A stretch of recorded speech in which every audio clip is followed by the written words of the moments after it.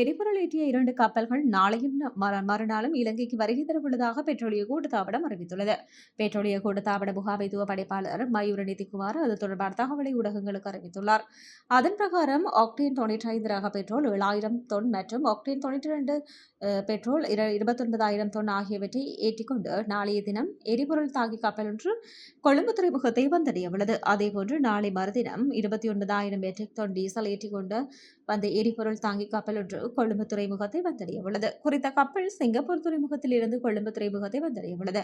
இதற்கிடையில் 32,000 மெட்ரிக் தொன் டீசல் மற்றும் 7,200 மெட்ரிக் தொன் super diesel என்பன எரிபொருள் தாங்கி கப்பல் ஒன்றில் இருந்து கொழும்பு துறைமுகத்தில் இறக்கும் பணிகளை தற்போதைக்கு நடைமுறை கொண்டிருப்பதாக அறிவிக்கப்பட்டுள்ளது.